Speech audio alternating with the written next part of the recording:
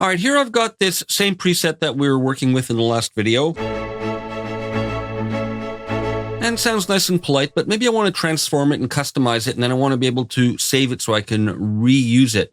I'm going to start by changing the style so that it's not the one matching these settings. So let's go here. I'm going to go under Epic, maybe choose Glorious Day. So here's an A. Very kind of heroic. But this is one of these voicings where it's featuring the root and the fifth. So if I hit the minor third, we're not going to hear a minor chord, since there's no third in it. And same thing if I hit the sus4 or sus2. There's no real variation since there's no third involved. So let's look at customizing this. I've got some different patterns already, but I want to change the sound. I'm going to start by adding some motion here to the low end. I want to use a pumping effect. I'm going to go to half notes. Let me just focus on this for a moment.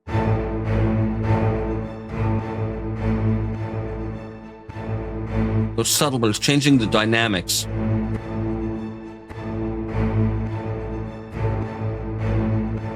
So it creates a little bit of a swell within the part, kind of like a little crescendo. And let's change the character of it. I'm going to try this one called Sizzle, just to give it a bit more cut. And we have Focus EQ. Emphasize the lows, low mids, upper mids.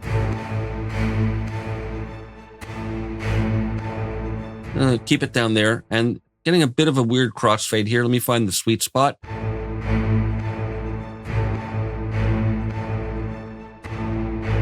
That's nice. It's subtle, but I'm liking it. Now let's look at the high end over here. I'm going to try an auto pan over here.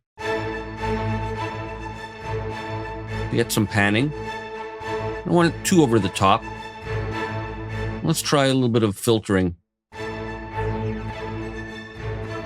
A bit more of an interesting quality and a bit of a sense of motion too.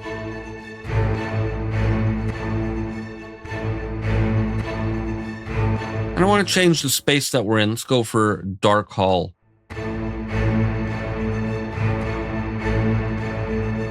Maybe a little bit of filtering. I don't want that much, of course, but just a little bit. And a little bit of emphasis on the low end. And let's try finisher setting. I'm going to go with Moving Cloud.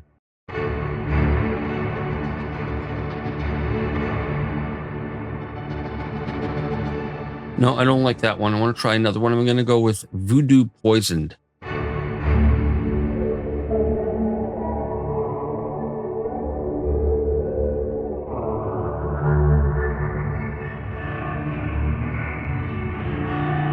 Really interesting.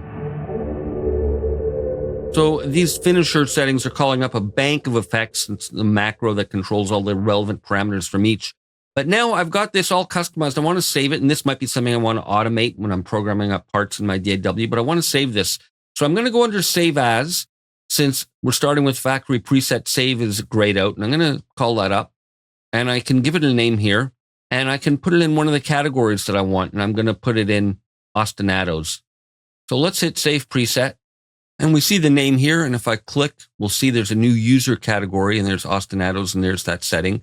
And if we look in the Finder, here's where they're stored in case you want to back them up. In your user folder, Library, Application Support, UJAM, SE Strings, Presets, Global Presets, and now here's the Ostinatos, and there's my custom preset that I just created. And just so you know where the factory settings are, at the root level of your hard drive in the main library, Application Support, UJAM, SE Strings, here are all the support files. And under presets, we have all the global presets here in each category, as well as the style presets. We'll continue with more in the next video.